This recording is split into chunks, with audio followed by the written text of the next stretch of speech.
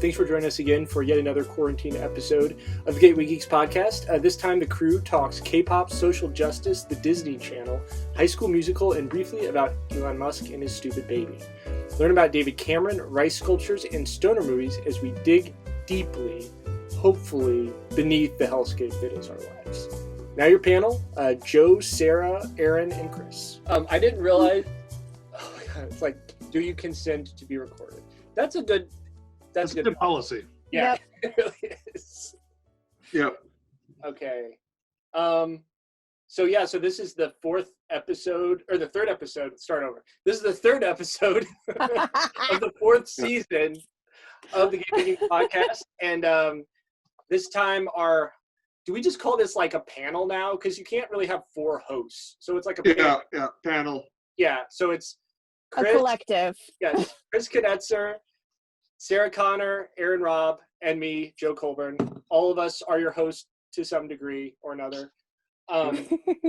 So this time we started off, I will say, like, as we made the outline for this episode, it started off much more escapist and kind of like, I don't know, benign. And as it's gone, as the last Why? What happened?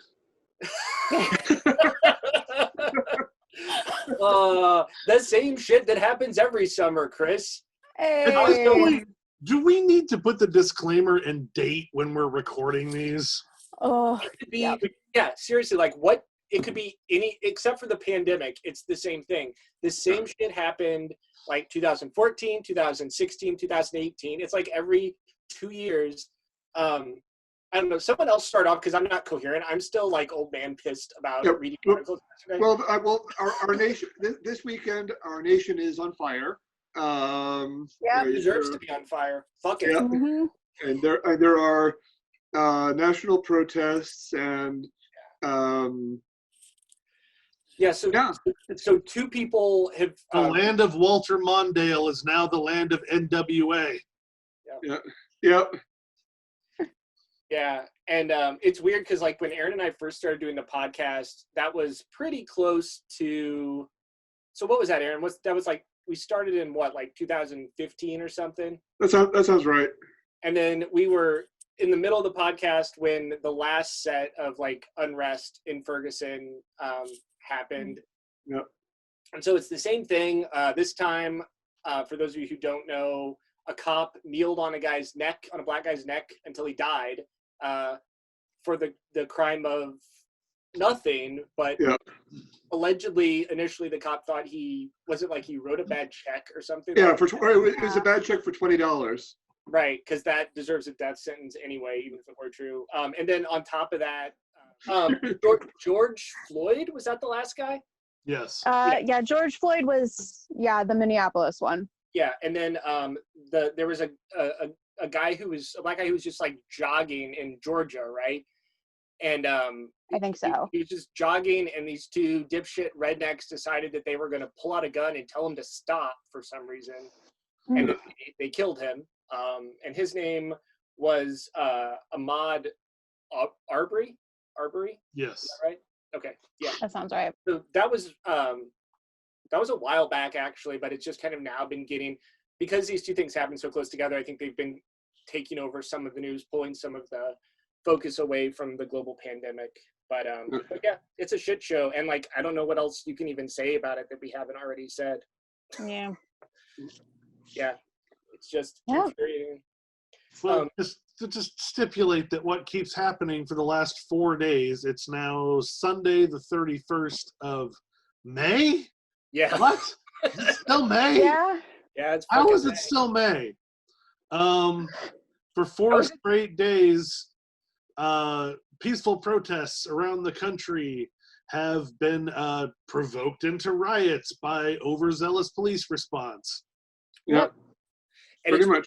And it's weird because if you follow the news coverage, Minneapolis local news is doing this. I noticed that like the Cincinnati news did it, and St. Louis definitely did it, where they're doing a thing where they're like, "Oh, it's outside agitators," and it's interesting because like Tracy and I went to we didn't go to these protests because immunocompromised and all that, but like the ones we did go to, it did not appear as though there were outside agitators other than like one random white guy who may have been an undercover cop. Yeah. So, yeah, it's not a good look. It's well, I just broke my chair. In rage. Well, there's also not only is it police agitators, but it's also in some situations there's clear baiting. What I mean by that is like by a courthouse. I forget what city, but by a courthouse there was a big tall stack of bricks where there was no construction anywhere near the courthouse. And of course, protesters like, oh, no, we see what you're trying to get us to do. Nope, we're just going to stand by these bricks and say, nope, move along. Well, in many cases, protesters have actually restrained people from trying to throw, like, was it in Minneapolis where someone was trying to throw like a Molotov cocktail and a bunch of actual protesters stopped him because they're like, oh, we're all going to get our asses kicked if this guy. Yeah. Yeah, it's almost like the protesters notice the troublemakers amongst them and take action to stop it from happening. Yeah. Because the standard that we cannot ask of our police forces. Right. That's a great point, Chris. Yeah. Well said. Yeah. And the reason that I bring this up at the outset of the podcast is we talked a little bit about like entitlement in fandom and stuff like that. That's something Aaron and I have brought up a bunch of times. But I think twice. Yeah, but like with protesting, there is definitely like a double standard. It's like, okay, so the protesters need to do all of these things and they need to not be violent, but they also can't kneel and they can't do like, we're going to have all these weird little etiquette things, but like stupid white people who don't want to wear a mask can take assault weapons and go and stand in like government and can carry machetes and bows and arrows and fucking assault rifles. I mean, I'm sorry, but like it's like a civilian assault rifle and they're just like walking around in masks. No one does anything. So these police departments keep acting shocked, like, oh my God, that escalated so badly. The exact reasoning these police departments give for not confronting the right-wing militias marching through our Capitol buildings, blocking our roads, and screaming in the face of police officers strapped up like Call of Duty cosplayers. Yeah. It's because, and I quote, we don't want this to escalate to violence. So they already know that acting aggressively escalates to violence. They're doing it on purpose. Yeah. The only reason they don't confront the right-wing protesters is because, well, if only they had the day off, they'd be on the other side. Right. Yeah. Yep. In many cases, they're related, right? I mean, yeah, and I don't know where to go with that. We're going to have to figure out a transition. It's like, let's just all get depressed at the beginning. That's how I like to start out the podcast. Oh, Let's just start out on a downer. So, Aaron, you put in something here about Karens. Would you like to inform us? That wasn't me, but someone did. Wasn't me. I did not. Everything that I put in the Google Doc is in pink. In pink. I take full responsibility for all of my Google Doc crimes. Yeah, my stuff's in red. Yeah. All right. Well, maybe I did, and I just fugued it out. I don't know. I mean, well, it's just. I mean, it's more of what we're talking about of just weaponizing your race. I mean, I don't think I need to explain this, but I mean, a woman was walking her dog in a park, that requires leashes. She didn't have the leash on. A black man who was bird watching said, "Hey, would you mind?" And she had a Karen moment. Called the cops. Immediately switching on the panicked "My life is in danger" voice. And thankfully we live in the world of cell phones, and now she has lost her job and lost her dog because scary black guy, or because she played the scary black guy card. Yeah, can we also talk? Maybe we shouldn't talk about it, but like that video went viral because she was flailing the dog around. Oh yeah, people cater way more about the fucking dog. Right. It was the personification of the community. I can stand for racism, but I won't stand for animal cruelty. Yeah. Right. As though those two don't overlap significant, as though there aren't that's not like the same people doing both things in many cases. Yeah, when are we going to stop calling them Karen and just admit that we need to call them Britta? Yeah, I mean, I'm sure there are many fine people named Karen who are not like that. Poor Karen Hahn. Yeah. She's the film critic for Polygon, and she is an Asian woman named Karen, and is just not having a great time. Yeah.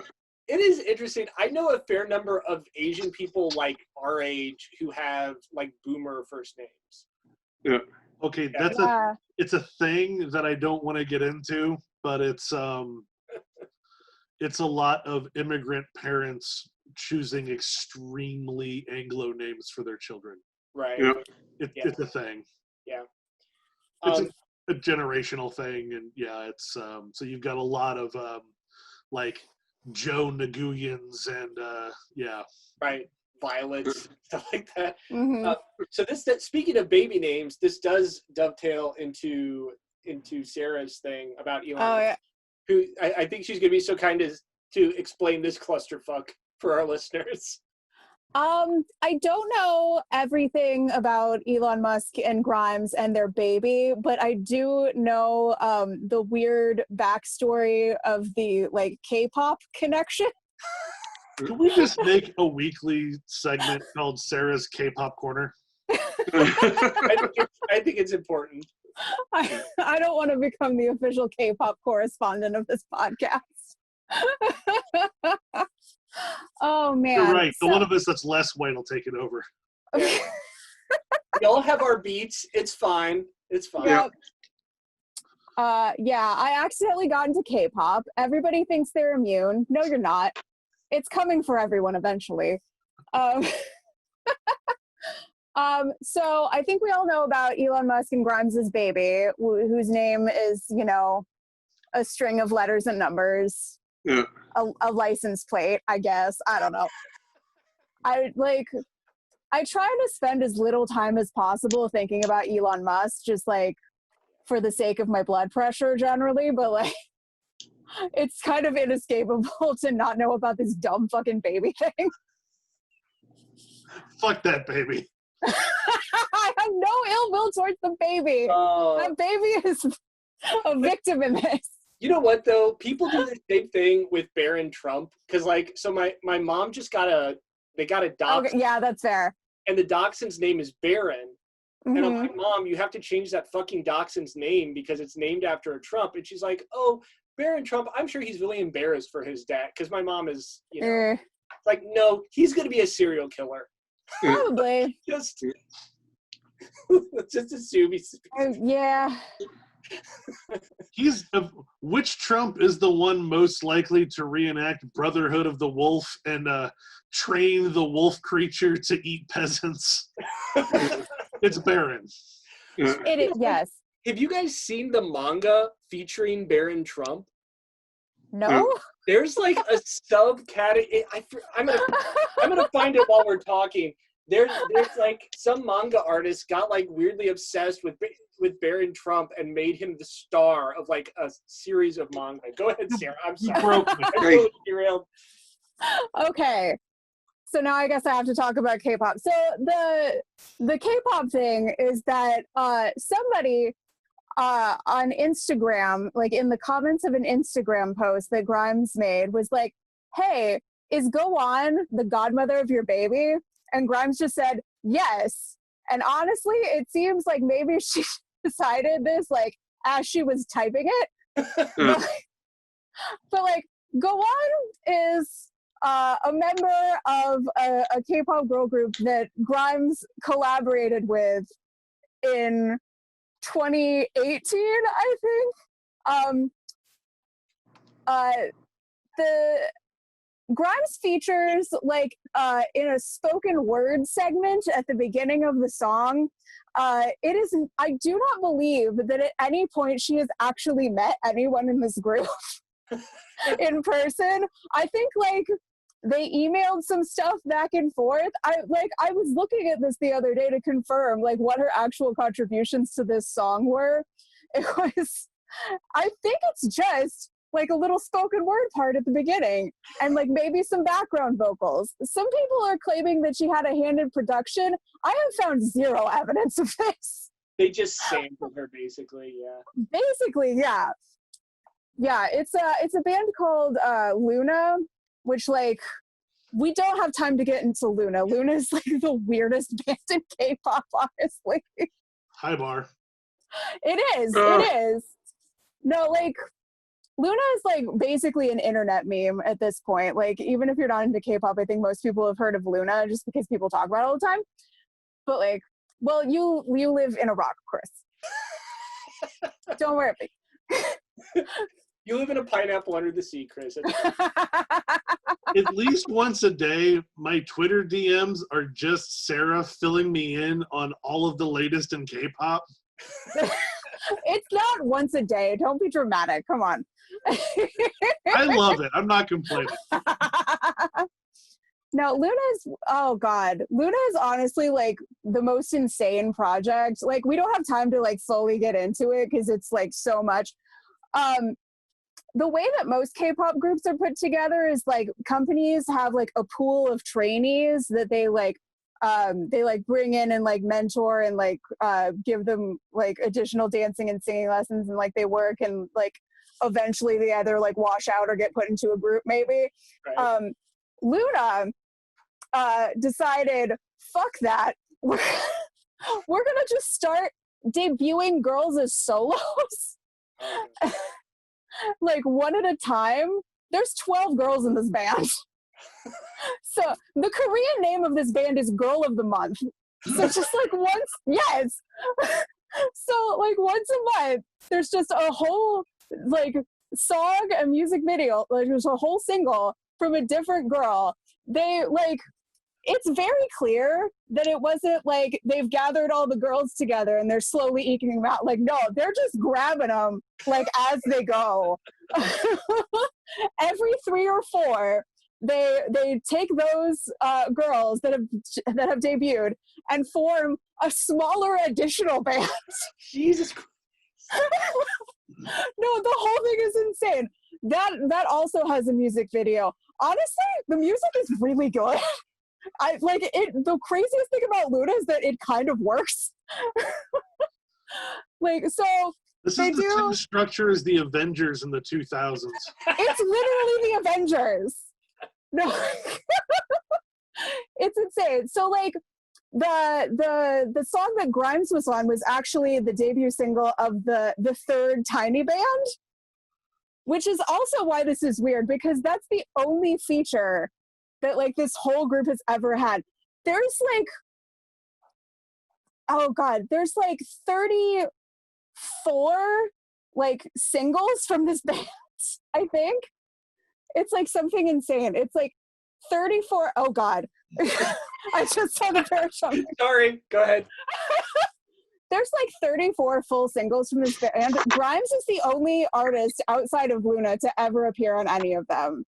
So I haven't ever even actually like heard any of her music. What is? I know. I don't know any other Grimes song besides the one Luna song that she's on. So is she like a model / musician? Like how? Well, I think she's a musician. She's okay. Like, I think she does like electronica kind of stuff. I know of her as the name featuring Grimes. She like pops up along with like Kesha or somebody else. Mm-hmm. Yeah. Like Luna. Yeah.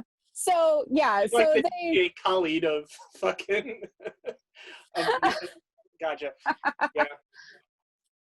Yeah. So. Yeah. Luna. Oh, is this frozen? No. Oh, okay. Sorry, I thought it froze. Okay. Yeah. So. Yeah. So Luna just like did this crazy thing. They finally debuted as a full group in like 2018 or something. Oh, also, all of their music videos are connected via a fictional storyline.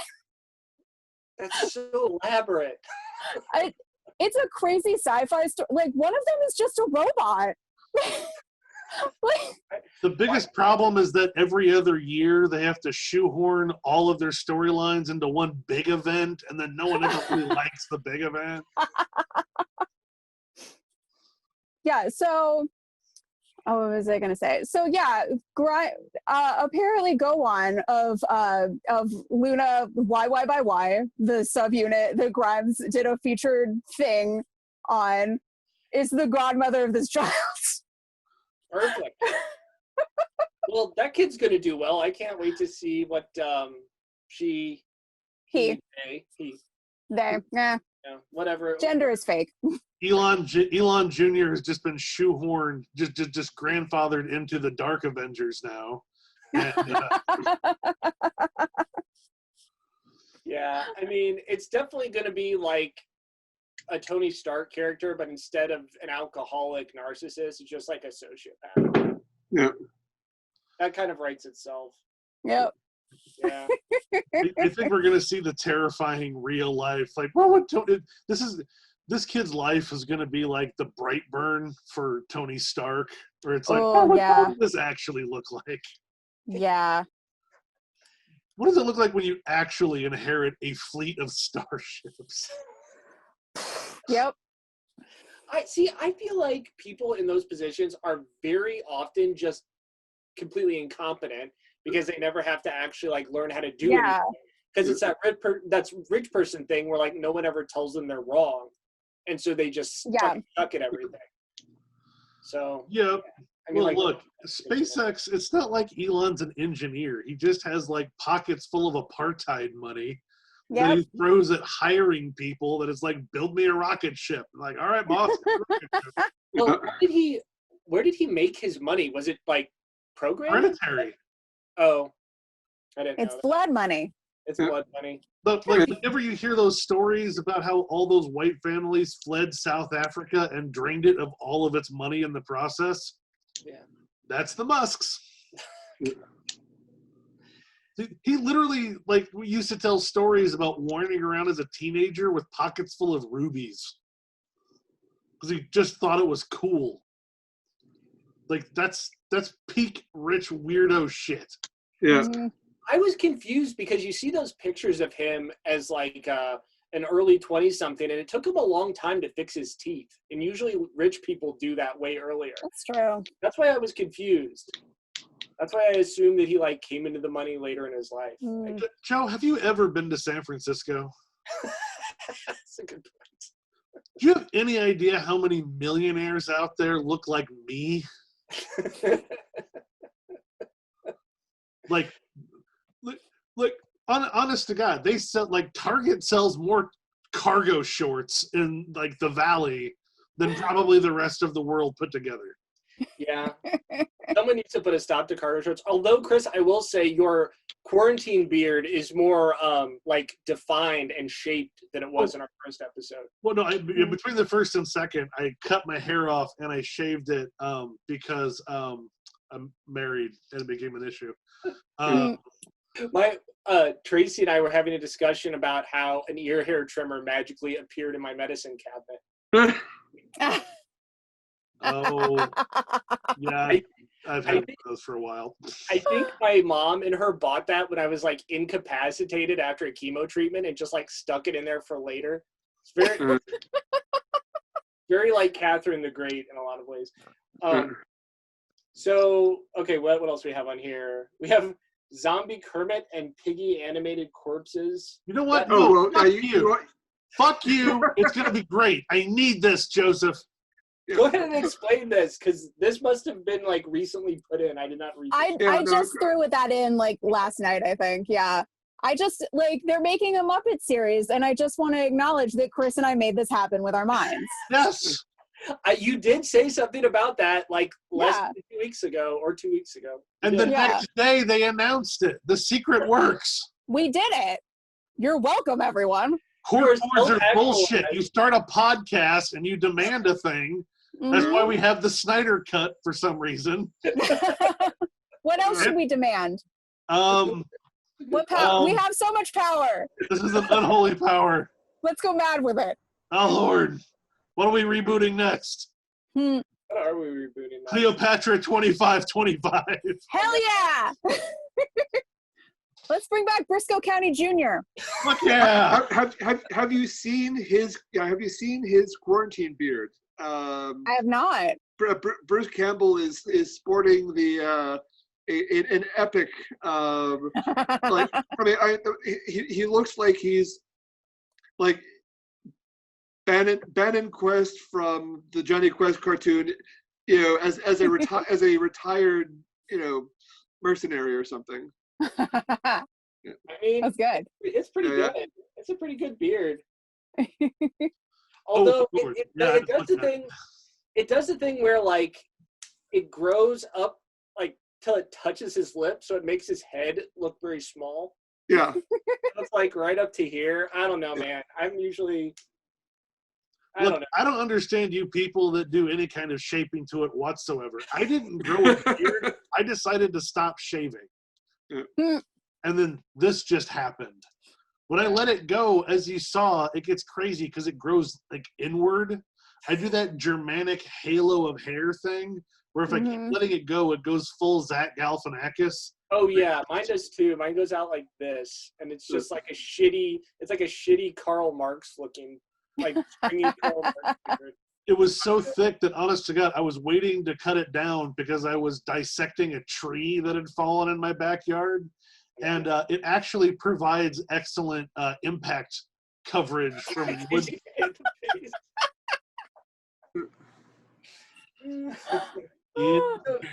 So yeah, okay. I mean, the Muppets are coming back. That's good. Disney Plus. I mean, I'm already going to get back on Disney Plus whenever they are able to make another season of Mandalorian. Whenever that happens, like in 3 years or something. Yeah. But yeah, no, I'm looking forward to that. What else is on Disney Plus that's worth watching, if anything? The entire Disney catalog. Right. I mean, yeah. Every Disney movie, every Marvel movie, every Star Wars movie. Disney owns every IP now.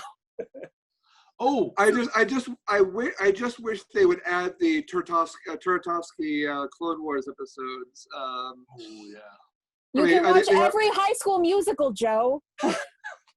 At long last. The third You're one ahead sucks. of the game. How many of those movies? I know you guys have told me this before, but how many of those movies are there? How many High School Musicals? There's three. There's three. The first two were made for TV. The third one got a theatrical release. So the production values are significantly improved, but it's easily the weakest story-wise of the three. The third movie is it's a victory lap. Yeah. It's 2 straight hours of like a slow goodbye. That's fair, yeah. But now also on Disney Plus, if you're asking what to watch, there is High School Musical, the series, which is its actual title. Mm-hmm. The plot of that TV series, which has been renewed for a second season. Didn't everyone hate it? I mean, I watched the first episode and did not feel compelled to continue. The plot is that there's the new theater teacher at the high school where it was filmed. This is a fictional story in a world where High School Musical was a fictional thing that was filmed in this quote-unquote real high school. She was a background dancer who has been obsessed with it ever since, is now the theater director, and is mounting High School Musical, the musical inside the show. The show does not do anything weird enough to justify the turtles all the way down nature of me trying to explain it. You know what, It though? would be so much better if it were way, way weirder. Yeah. That's how I feel about most things, honestly. That's true. Fair. A fun fact about me is that I was in a production of the High School Musical stage show. Really? I was. Yeah, I played Taylor. That's amazing. Is that Rob Riggle? No. Oh. Rob Riggle is not. Yeah. I could never remember any of the characters' names, so as we watched them, I gave all of them new names that only Sarah can remember. No. I will say you can tell this is a successful piece of media, whatever, because it spawned so many little tiny, like you said, smaller turtles stacked atop the larger ones. Yeah. It speaks to its quality ultimately. I mean, it was kind of right at the very beginning of like the Disney Channel original movie. It wasn't quite the beginning, but it was like their most ambitious one. No. See, what happened? They've been making Disney Channel original movies for a while at that point, like at least 5 years. Like the thing about Disney Channel original movies is that like the Disney Channel as a whole exists like specifically for brand extension. Like it has no other purpose. Like I'm pretty sure they lose money on it. Like it's exclusively for brand extension. Like I'm pretty sure when we were kids, all of the commercials were for other Disney things. Like I don't think they actually sold ad space. Well, it's like the Mickey Mouse Club. It's like that rationale. Yeah. Yeah. So like everything that's on the Disney Channel is produced as cheaply as humanly possible so that they're not like completely in the red on it. Oh, sorry, I almost knocked over my phone. So at this point, when High School Musical came out, they've been making Disney Channel original movies for like at least 5 years. Like there was one of these that came out every month. Like this was a full production line. And it is very clear looking at it now that no one expected for High School Musical to take off the way that it did. If they had, they would have worked harder to come up with an actual title for it. Like that was clearly a working title that they just did not ever find something better for. Yeah. So like this, like it made significantly more money for the Disney Channel than they ever anticipated. Like it was insane. Yeah. Like they did not expect there to be a franchise. Guess what you never see in those movies until the third one? A musical? Uh-huh. Yes. The High School Musical. You don't see a High School Musical until the third film. Well, see, it's meta. And then the third one actually has to ground it in reality. Yeah. The first movie is all about the tryouts for the High School Musical, the casting. The climax is that they get cast in the High School Musical. The second movie skipped straight to next summer, completely skips over the entire rest of the year. And it's the spiritual sequel to like Dirty Dancing. Yes. Like they all go work at a golf resort for the summer. Mm-hmm. Yeah. And of which oh god damn it, what's her name? Gabriella, is that her? The main girl, yeah. Yeah, Vanessa Hudgens. Vanessa Hudgens, the female lead of the series, is not in 2/3. I know. Of the movie. She gets in a minivan like 2/3 of the way through and doesn't come back until the very end. She gets inside of her mom and drives away. My ongoing theory that she's actually a robot. She does not have parents, and her mom is a van. You see her mom in the first movie. Do you? Because yes. in all the other movies, you just see a van and go, "That's my mom." She was born from a van. So, oh my God, what was that one that immediately makes you think of that one stupid sitcom where there's like a child maid? Small Wonder. Thank you. Yes. Thank you. You're really good at that. I am. Human IMDb, okay, baby. everybody's. Yeah. It's so okay. Small Wonder is a crime against humanity that I love. Tall Wonder is a very bizarre show. The only thing I remember about it is that just like whenever this child was not specifically speaking in a scene or doing something, she would just like bent over, and then it was very like what the hell? Oh my god, I've totally blanked on it. The Nutcracker, like where there's the little wind-up toys, and they kind of do that. So Yeah. So this kind of feeds into one of our overall topics. Like you're talking about this weird seriality of High School Musical and how some IPs are able to like just continue to. I'll use the word refine. I'll say that. Just like refine. Honestly, High School Musical 2 is better than High School Musical 1. Okay, yeah.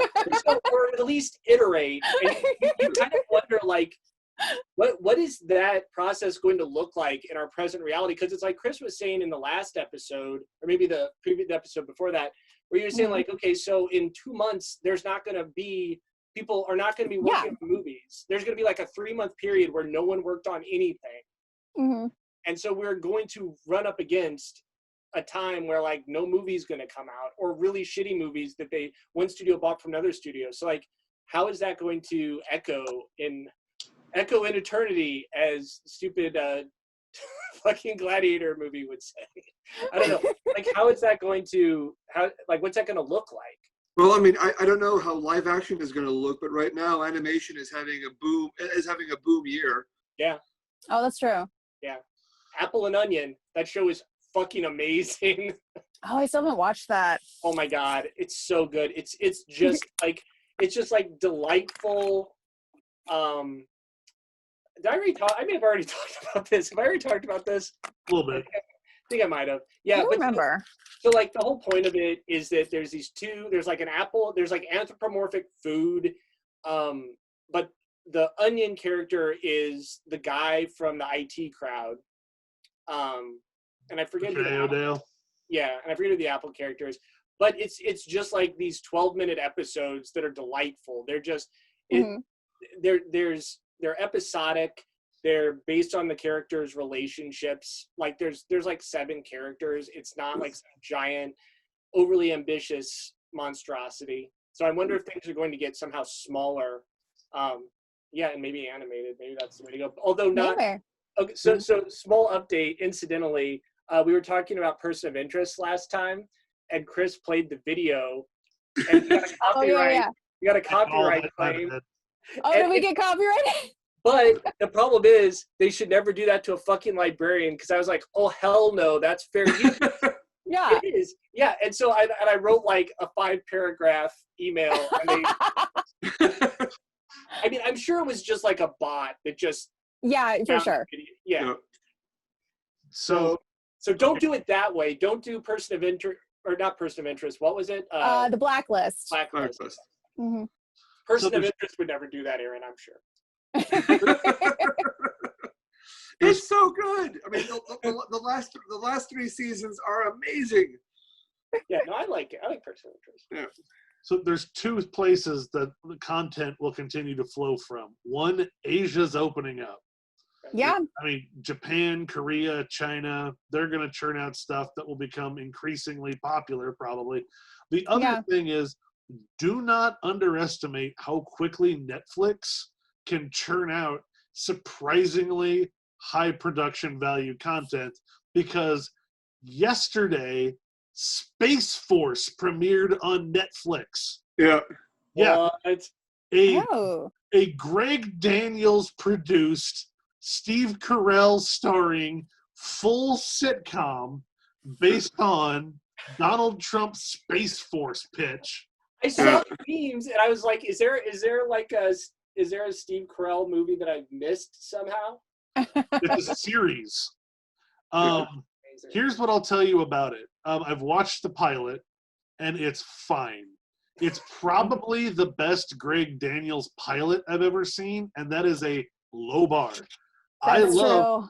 Not good at pilots. No, I love everything he makes. The first season of all of his shows is garbage. Like, all of them. Like, him and Michael Schur both have a lot of trouble with first seasons. Yeah. Yeah. Like The Good Place was the exception. Another thing that Brooklyn Nine-Nine had a pretty strong first season. But it wasn't what it would turn into. That's true. Yeah. Another thing that I'm enjoying in terms of this end of new content is Solar Opposites on Hulu, made by the same creative team as Rick and Morty. I mean, it's not great. It's the first season, but I mean, there isn't an obvious garbage person lead. I love how I hope that's just like the go-to boilerplate for all reviews in the near future. It's not great, but yeah. Well, what else are you gonna watch as you're trapped in your house and there's no new content coming out? Right, as our fearless leader would say, what do you have to lose? Yeah. Solar Opposites feels like they took a pitch from a Rick and Morty intergalactic cable episode and were like, let's run with it. Like, it cannot get away from its Rick and Morty roots. Right. The way to truly enjoy it is don't pay all that attention to the main family. Pay all the attention to the shrunk humans in the terrarium. What it really feels like is so it's definitely you look at it and like so Justin Roiland is running this one. He's the co-executive producer of Rick and Morty. It's interesting to look at it, and it's all of the chaos of Rick and Morty minus Dan Harmon's rigid structuralism. Okay. A lot more chaotic. Yeah. For better and for worse. There are some really solid jokes that it does not let you linger on. Like, let's go. Justin Roiland has the worst case of adult ADHD I have ever seen in a human being. It comes through 100% in this show. And honestly, what it feels a lot like is what if Newgrounds produced a new season of Third Rock from the Sun? Oh, yeah. Yeah. That's a very specific description. That requires a lot of like 90s cultural content. But I'll add to that and say with the B plot of every episode being a land of giants parable of human nature. Okay, so it's like Third Rock from the Sun meets like Gulliver's Travels. Is that Third Rock from the Sun meets Rick and Morty? Is probably the best way to think about it. Okay. It jumps right into its, like, literally the first. It does not have a first episode, right? Nope. It completely skips setting up anything. We're like in the 30-second title sequence, you find out our planet blew up. We crashed on this planet. It sucks. We live in the house that our spaceship crashed into. They make no attempt to hide who they are or what they are. The patriarch of the family is 100% sold on trying to leave the planet, and everyone else just wants to be like weird suburbanites. Yeah. But it's fun. Okay. There's a joke in the very beginning where, like, the whole family's like, we're going to the dog park, and the patriarch is like, no, I must drill down to the planet's core to get nickel for some reason. Like, okay, whatever. He drills down there, and it's a whole Rick and Morty, like, I burned my legs off, teleport back up. And the family comes back with all these dogs that are following him, and they're like, there was a shooting at the dog park, but you never know it because these little boys are always happy to see me. And then it just goes. Yeah. It's just so ADHD the whole way through. It's very the pacing is sort of very like God, in so many ways it reminds me of like early 2000s Adult Swim kind of like okay, 21, but with all of the air removed. Yeah. Like if you doubled the content of every episode, I would just like, Yeah. And Adult Swim is very weird right now in a very specific way. Like so obviously Tim and Eric's show is no longer on, but they have another show with those guys. It's called Beef House or something like that. And I mean, not that I can say I really like got Tim and Eric's show, but it just seems like someone just gave them too much money and just let them do whatever they want. And the reason why so many people don't get them is too few people are on recreational drugs. I mean, it almost this may just be because I was like watching this or watching Beef House and then watching The Office, but it has some of that like just cringe Office humor, where, you know, like in the 70s and 80s, there would have been a laugh track, but we don't do laugh tracks anymore. So it's just like uncomfortable silence instead. Yeah. Yeah. Yeah. I don't know. Tim and Eric were always, I like what they did. I didn't always want to watch it. If you're in the right headspace for it, like if you've had a drink or two, and you're just willing to not dwell on it too hard, then it's pure absurdism, right? Like right. It's definitely connected to Monty Python, Kids in the Hall, like that kind of style of comedy, for sure. Yeah. Yeah, like it's it'd be like if I don't even know if I want to go Kids in the Hall. It's almost closer to the Whitest Kids You Know, minus any point. Yeah. Yeah. or the Upright Citizens Brigade. The Upright Citizen, yes, right. That might be a closer. Very true. Oh, God. And so I just wonder, like, what comedy is going to look like using our present situation as like a topic or a starting point, or even just like an environment for creating things. Because I mean, we already talked about how not every joke could just be about like how annoying Zoom is. Like, you're gonna have to get a little more meta than that. I mean, my biggest concern right now is the death of sketch. Like, there's just not a market for it. UCB New York just folded. Colin Schumer died. Cracked is gone. There's no pipeline for new sketch comedians. There's like one or two a year.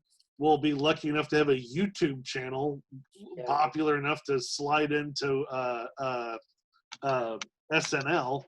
Let me give you my old man mini tirade on like how shit posting and that sort of thing has totally like supplanted actual scripted humor. Because like Aaron and I have talked about this before about how there's this like nihilistic South Park thing where like, oh, nobody's perfect and our current system sucks, and so like let's just burn it all down and let's just like watch as everything burns around us. And I mean, I think good comedy and sketch comedy in some ways is at least trying to construct something, is at least trying to like hold up a mirror or something like that, instead of just, you know, like so you sound like Milton Berle complaining about 90s alt comedians. Speaking of comedians, have you guys heard, have you guys watched Patton Oswalt's new special yet? Yes. No. Yeah. I did not love the one before this. Like, I like Patton. I do. The one like right after his wife died. Yeah, that one was pretty rough. I was not that either. But so now, I mean, you might like it, Sarah. It's definitely better than the last one if you saw the last one. Yeah. But it's basically about like how now he has allowed himself to move on to a new relationship, because Patton Oswalt's stuff seems to be very like like based on how he's feeling in his life. That's how good the show is. But it's actually pretty good, and it's just kind of about being old, essentially.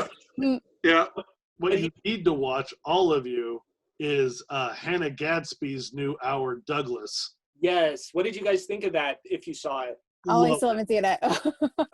It's okay. So for those of you, I mean, I'm sure people know this, because I think Aaron and I have even talked about Nanette before, where basically, if you don't know, this Australian comedian she's been doing comedy forever, and this was like her first big American special, I guess. I think so. She started off, it was fairly like conventional comedy, and then like halfway through, she basically just says, given the parameters of comedy, I think I'm going to stop, or I want to quit, because I can't like A, be my authentic self, and B, like respect myself if people do like the special. And so it kind of just became like her talking about her trauma. which was very different than what people expected. And it's kind of interesting because if you watch Douglas, the first part of it, she's just like, if you liked my last special, why are you here? Like, I'm out of Douglas is named after her dog. And it talks about her being autistic. Like, that's kind of a lot of what it's about. Okay, so Hannah Gadsby is the new queen of structuralist comedy. Oh, yeah, she gives you her outline. It takes like 10 minutes, and she tells you like, then I'm gonna do this, then I'm gonna do this, then I'm gonna do this, and she then proceeds to do it. And it's all called shots. Like, it's so good. It's great. Amazing. Yeah, and you can. It's interesting because you can definitely tell. Speaking of like,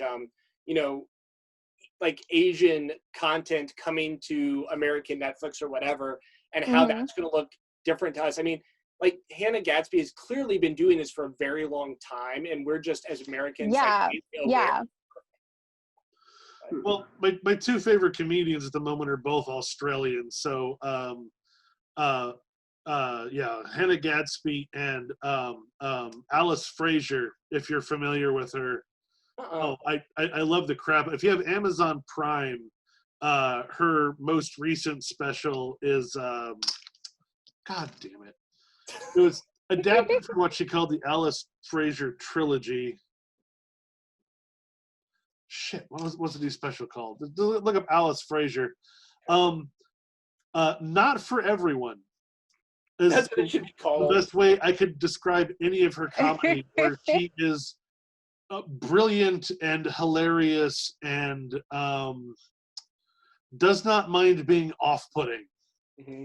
And I love her. And like Sarah, like the one podcast I have never talked to you about, like my favorite. No, you sent me a link to that. I just haven't listened to it yet. Her daily podcast. I think so. Yeah. I don't know.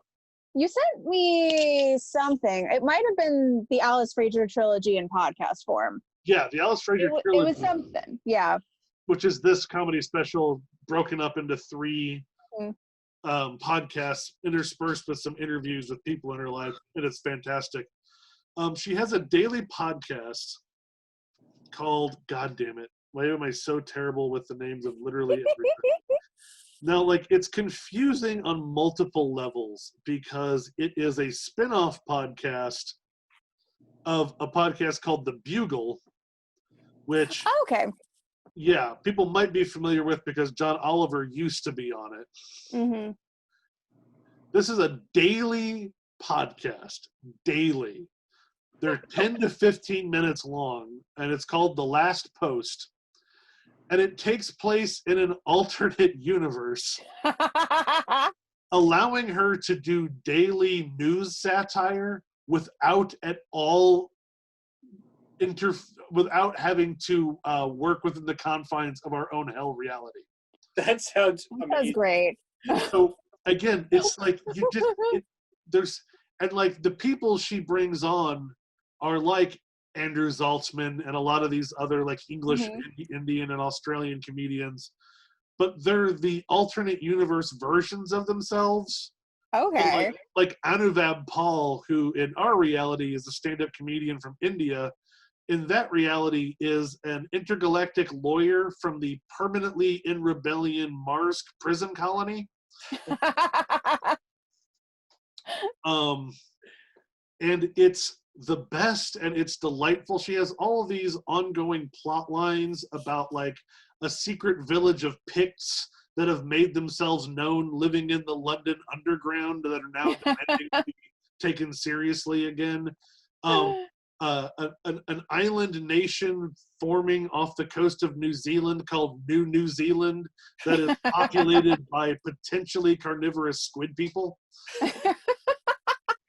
So maybe that's what happens. Maybe it's just like we're forced to get more imaginative. It's almost like we're going back to like a 19th century radio play sort of situation, which I'll take because I like that. Oh yeah, I don't want to. Yeah, like oh my God, God damn it, review. What's his name? Andy Daly. Andy Daly has a Sarah. What would I ever do without you? I don't know. The Andy Daly Podcast Project is the premise is that they are bringing in pilots for podcasts that might get picked up and of course never do because it's just a different premise every week. And then it's mostly just Andy Daly and I can't remember the other guy that does it with them mostly, but it's just them doing one episode of some insane premise for a podcast. One of them is just called like Truckin' and Fucking, and it's just hosted by a driving instructor and a like a sex ed guy, and then they just answer questions that are either about driving or sex. And you figure out which. So it's every time they're excited, like, I hope this one's a sex question, and it'll just be like, so when parallel parking, damn it.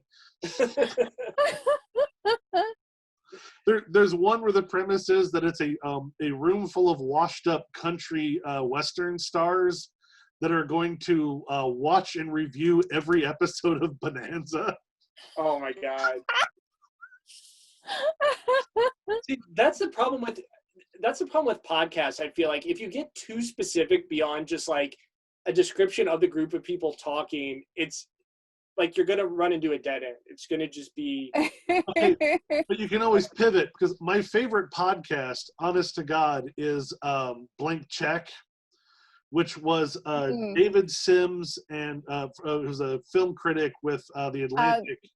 Griffin Newman. Yeah. Yeah, who my brain was immediately like Griffin McElroy, and I'm like, no, that's the other podcasting Griffin. Who's an actor best known now for he was the Arthur on Amazon's The Tick. Oh my god, they have redone the Tick cartoon like 3 times, have they not? Because they have Amazon. Yeah, there's the 2 live action and 1 cartoon. Yeah. And I've loved every version of it equally. But the podcast's original premise was that every week they were going to watch Star Wars, The Phantom Menace, and nothing else, and they were going to just rewatch that infinitely and talk about little minor.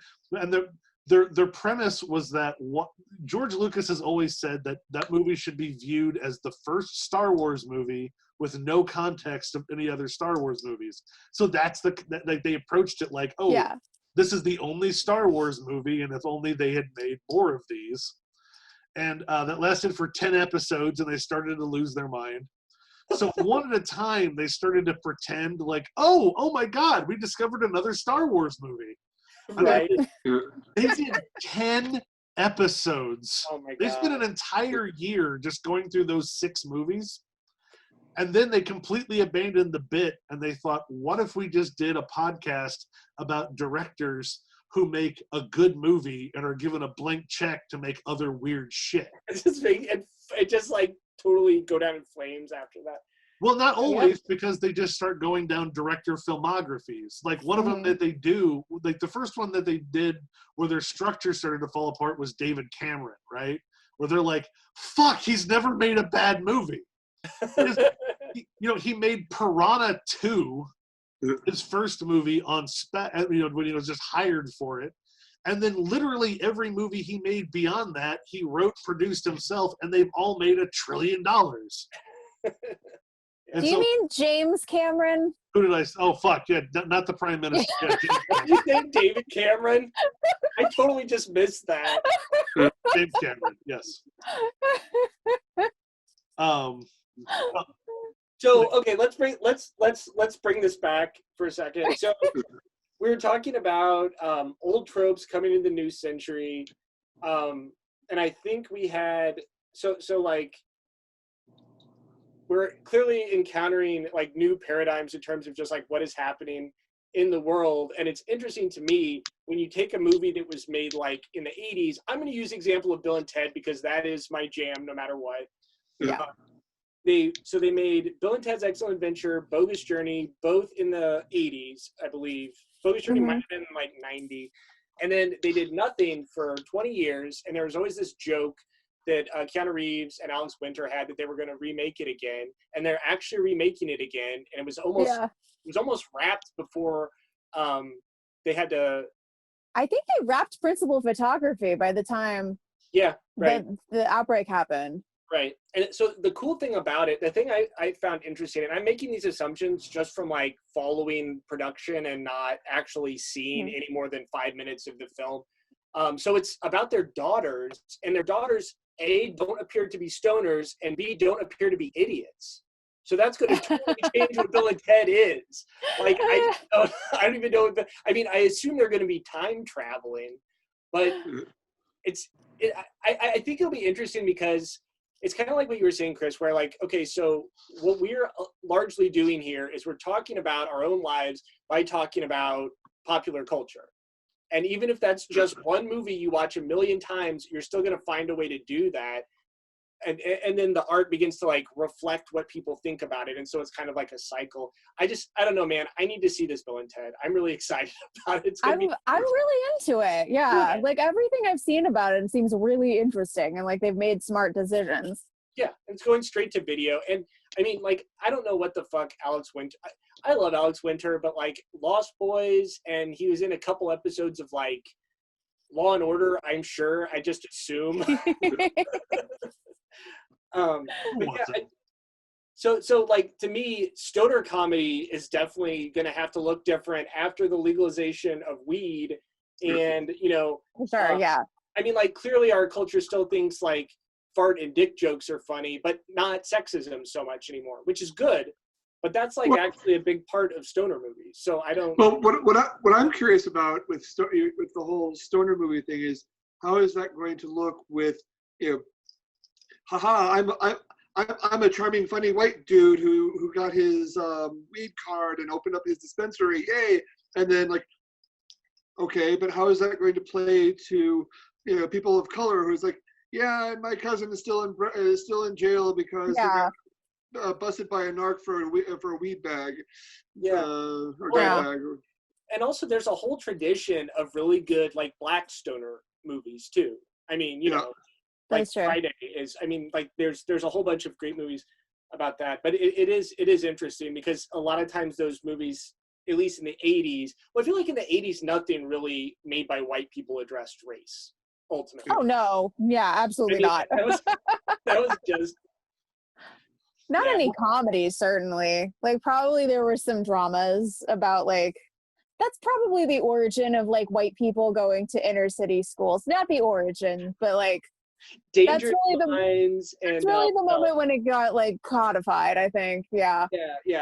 Because Michelle Pfeiffer is gonna save everybody from. Yeah. Although Dangerous Minds was 95, I think. Mm-hmm.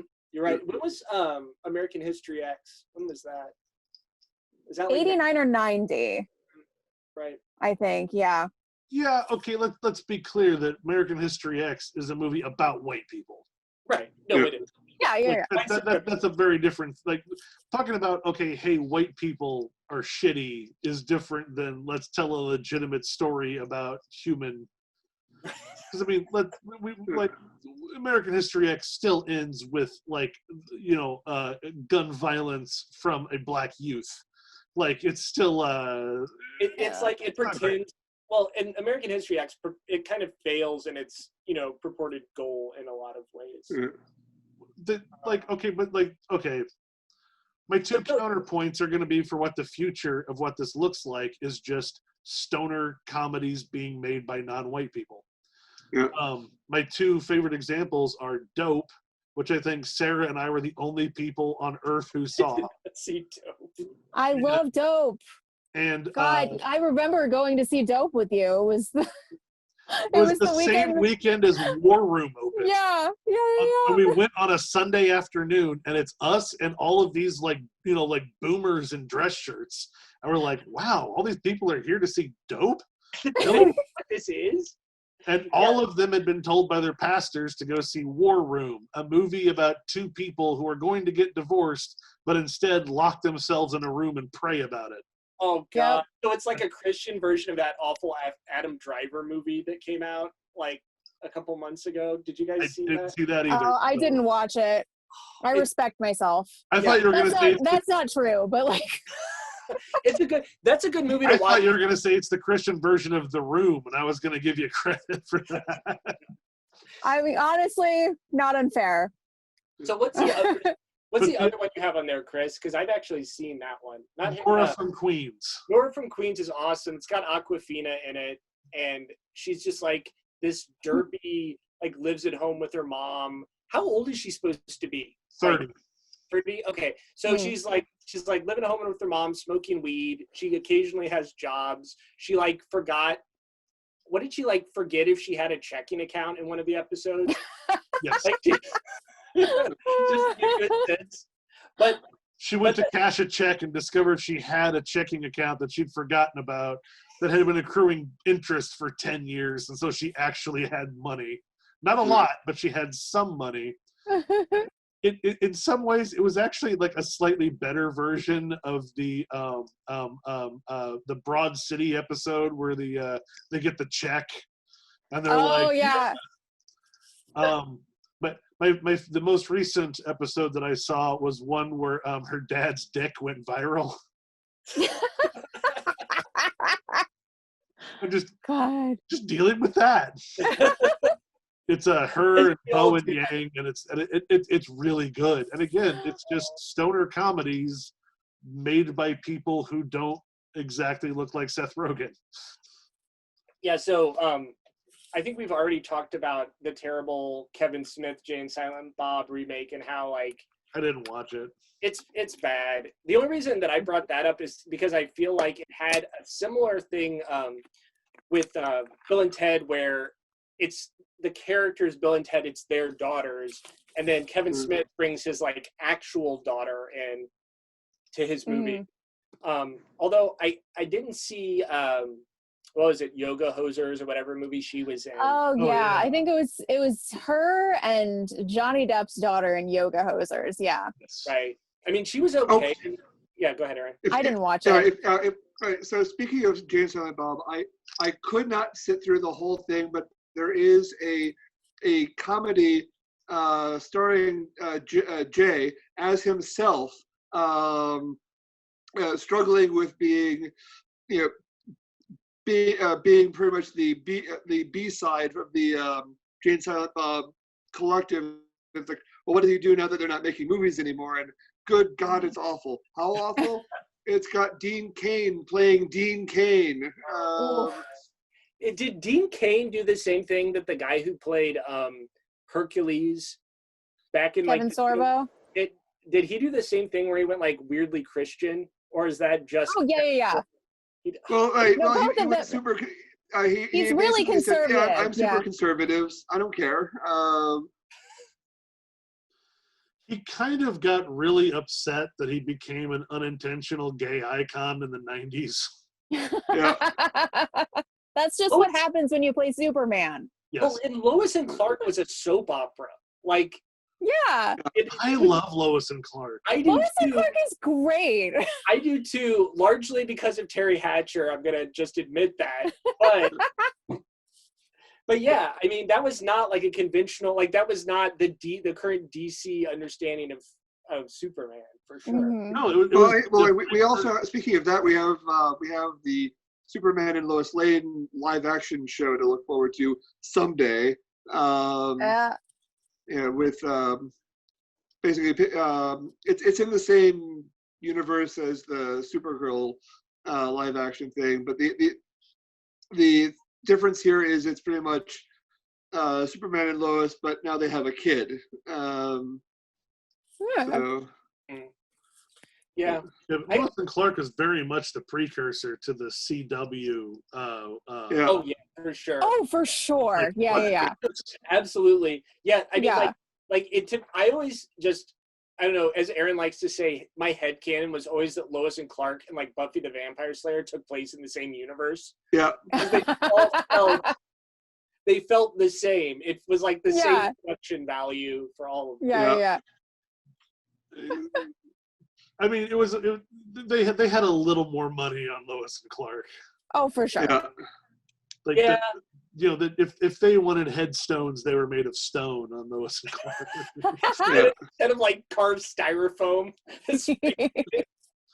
Yeah. Apparently the story is that Sarah Michelle Gellar is like deathly afraid of graveyards. Oh no. So like naturally the perfect person to pick to be Buffy the Vampire Slayer. And like the first episode is filmed in a real graveyard, and it just terrified the shit out of her. And so for all the following episodes, they built like a permanent fake set that they could just turn the lights on real quick between takes, and she'd feel better. Isn't she weirdly conservative too? Is it just like Sarah Michelle Gellar? I don't think she's conservative as much as she just didn't get along with Joss Whedon. Oh well, that's understandable. Yeah.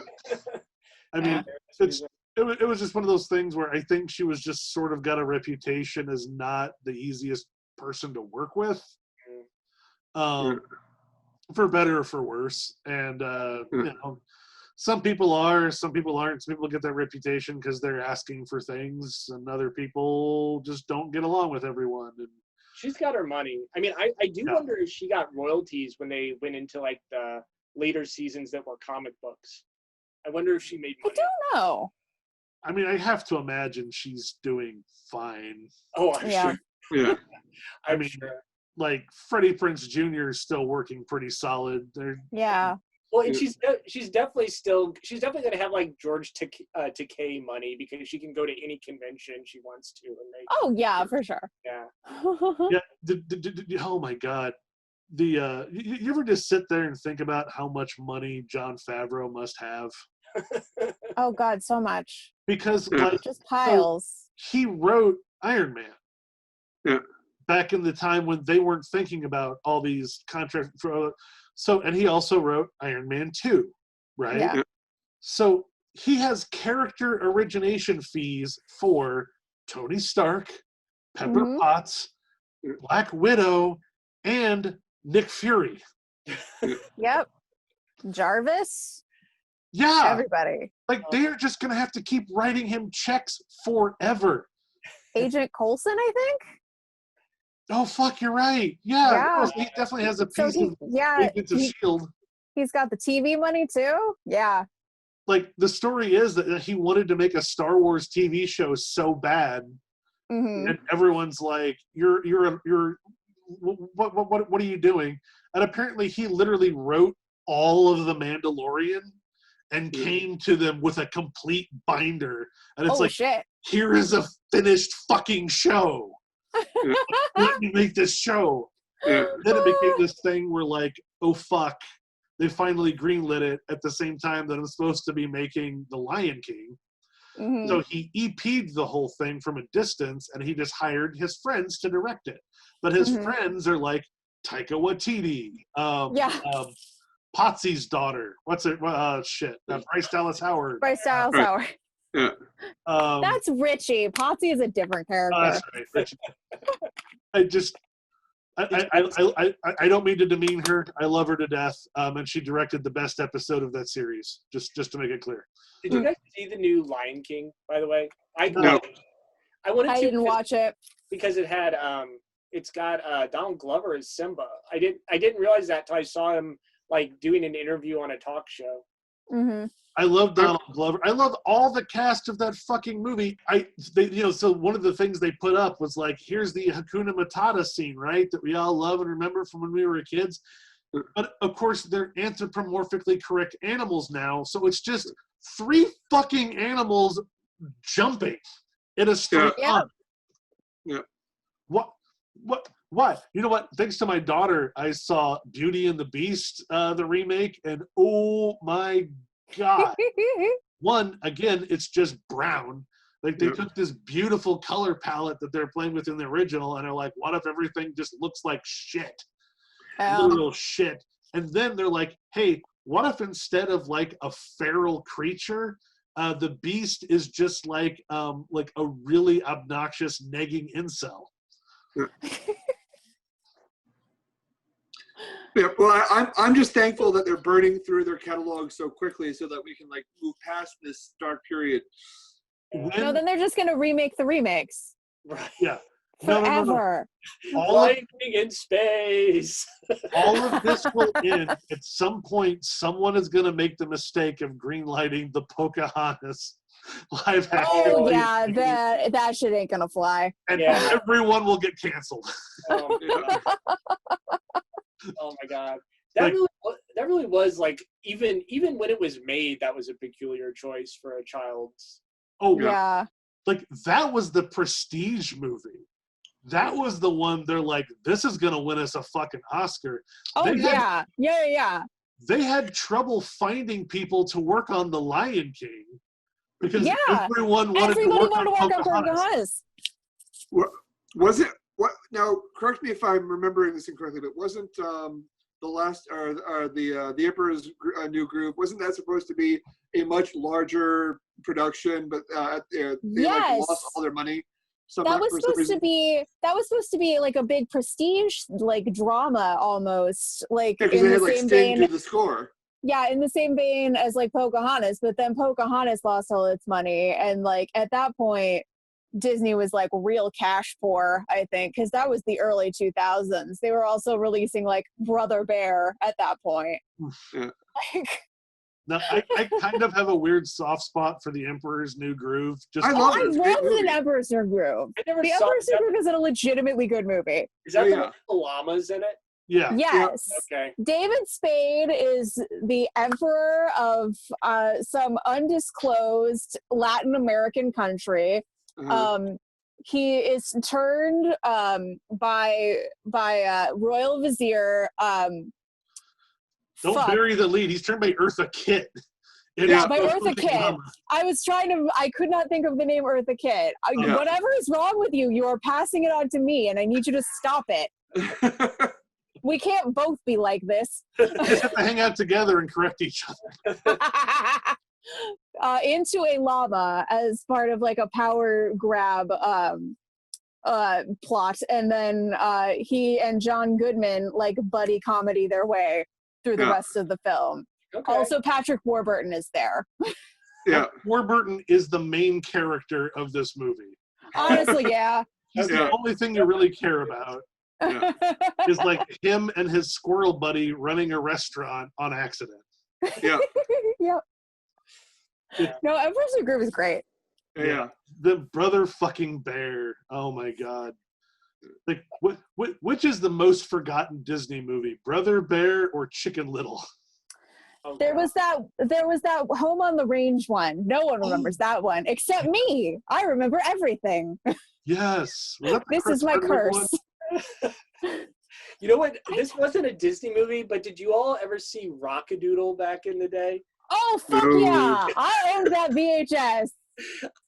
My little brother, I don't know why, but he watched that movie like from when he was 5 to when he was like 8, literally 3 times a day, like just every day. Oh man. I have that movie memorized. Am I the only person that saw Happy Feet and thought it felt like a spiritual sequel to Rockadoodle? See, I never saw Happy Feet, so I don't know. It's not great. Yeah, that's what I've heard. Yeah. It's probably the worst Miller movie. Mm. Happy Feet 2 is an is weirdly a masterpiece. It's Chris, like weird. you need to just have like a devil's advocate YouTube channel where you just pick deliberately the shittiest movie you can and make an argument for why it is the greatest movie. I just have That's bad basically taste. what you do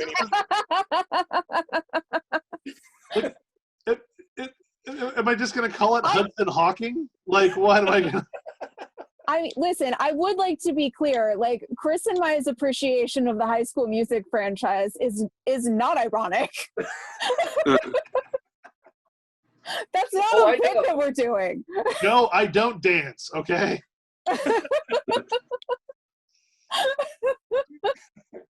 All right, so wait, let's wrap. We got to wrap it up. So, we have a sort of outro question in here that I tried to figure out a way to gracefully transition into that, but that's not our idiom, so we're just gonna go for it. Hard segues. Hard segue. Outro commence now. So what has been your guys' like weirdest experience while in quarantine. It doesn't have to be about quarantine. Like, what is the I got one. Yeah. I got married. How was that? It was weird. Bit of backstory for just how weird this was. So first, first my wife and I were going to be married on Halloween this year because we're us, and then the world stopped, and so we're like, okay, well, let's. We already paid for the venue, so we'll eventually have the party. But then we're like, okay, there are family members who aren't going to be able to be in Chicago in October, so let's just, basically let's pull off the bandage now and do it. So we went to went to the courthouse, which, by the way, that was a nightmare by itself because you had to do it by appointment only on Tuesdays and Wednesdays, and you had to do it you had to make the appointment by email. So it was like, hi, please respond to the email that I sent you 2 weeks ago. That would be super great. So there's that. So we got married this last week in my parents' backyard, and everyone was 6 feet away, except for already self-exposed people. Like my parents didn't have to, obviously, and so on. But another part of it is Bloom. My wife, like a couple of months back, a month ago back, saw this thing on Twitter. A Bloomberg reporter was looking for couples who were separated because of COVID, and so she reached out saying, "Well, I've got kind of a story for you." Somewhere on the Bloomberg webpage is a video of my wife, my then fiance, and I, and a couple of other couples talking about just what's it like to be unable to be anywhere close to each other. So that's my weirdness.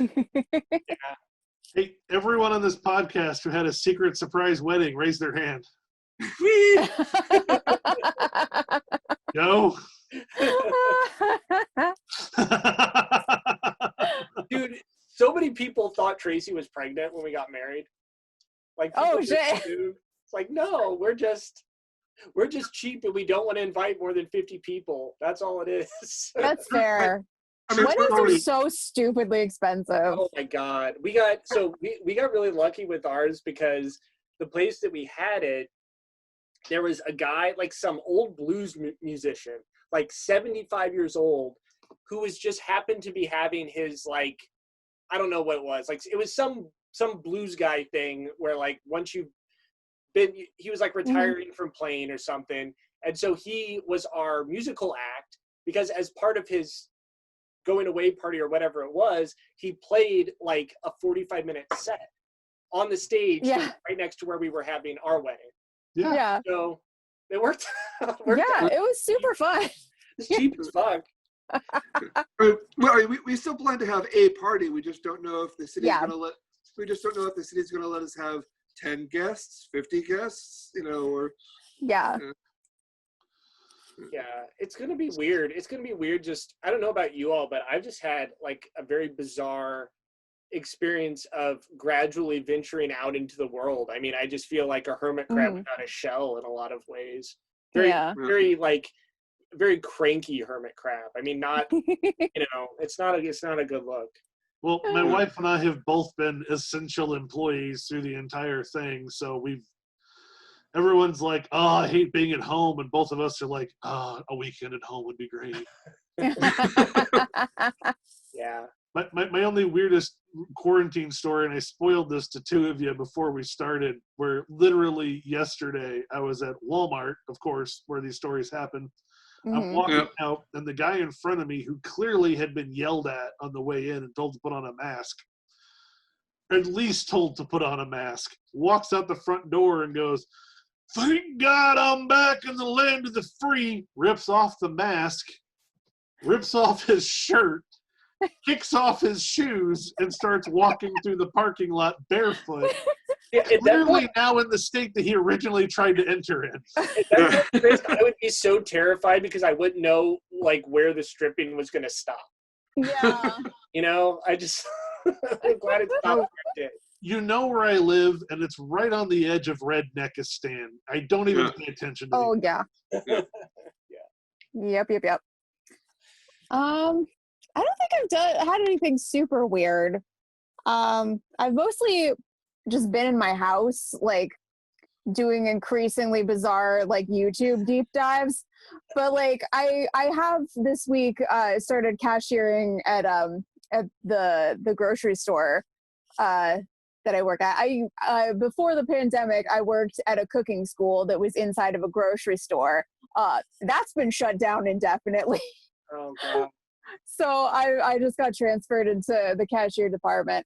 I genuinely don't really like look at people's purchases that much. Like I don't really pay attention to like the combination of items that they're buying. But like, yeah, I told Chris about this. But yesterday, a couple of college kids came through my line buying a bunch of stuff that was like clearly for a party. Like there was Solo cups, there was ping pong balls. I mean, A of all, they should not have been doing that. But it was all this party stuff. And then at the end, just 2 bunches of fresh asparagus. And I just have some questions. I don't know what was happening there. Curious. Yeah. Someone has a very specific pee fetish.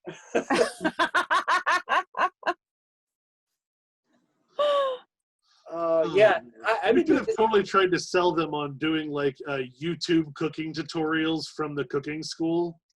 It's like, oh, for sure. Today we're going to learn how to dress up your ramen for the 4th time this week. Sarah, I've been doing the same thing where like I've just been going down weird info rabbit holes. Yeah. Like we used to get these really good. I don't know exactly what was in them, but they were like some kind of hamburger that you could get at Schnucks where it had like jalapeno and pepper jack cheese. It was really good, and like you didn't have to put cheese or anything on it when you made it on the grill. And I became so obsessed with those things, and I couldn't get them.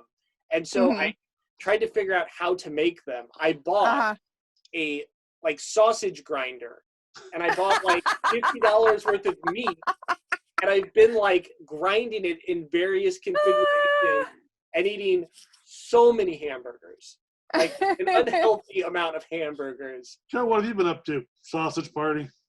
Is it like hamburger with like a filling of like cheese and jalapenos, or is it like throughout? So like here's my best guess based on my extensive research. Okay.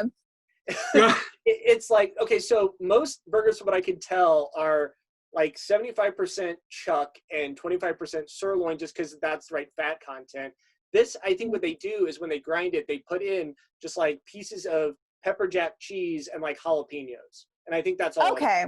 Because like what I was doing is trying to like take hamburger meat and cut up cheese and just like put it in the hamburger, and it all comes out. So this is taking up an absurd amount of my time.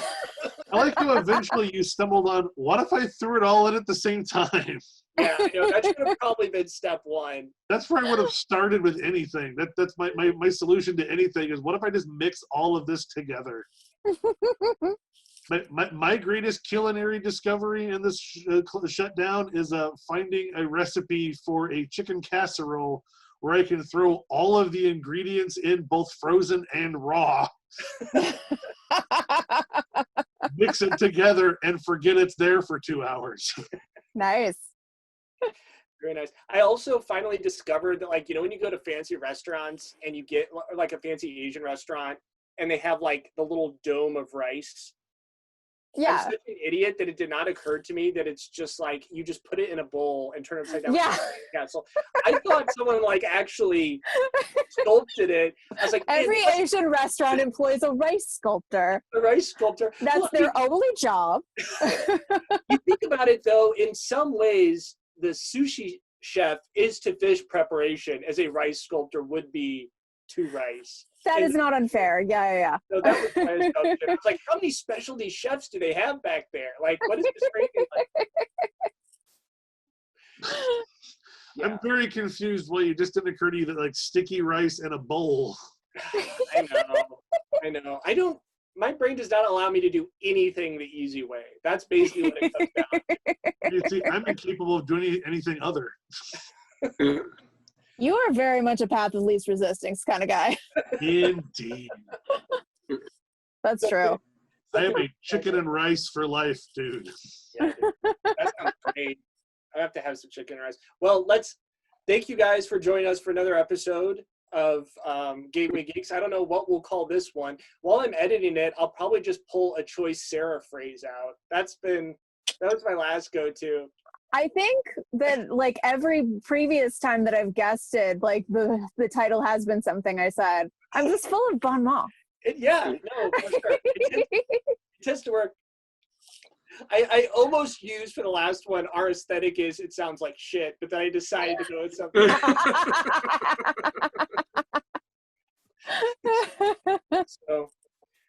So we didn't exactly talk about this, but yeah, I was talking to one of my friends who listens to our podcast, believe it or not, and he was saying how it's weird that like production value has just reached this bottleneck where like our podcast almost has the same production value as like fucking like Meet the Press does now. It's just a bunch of people in a Zoom meeting.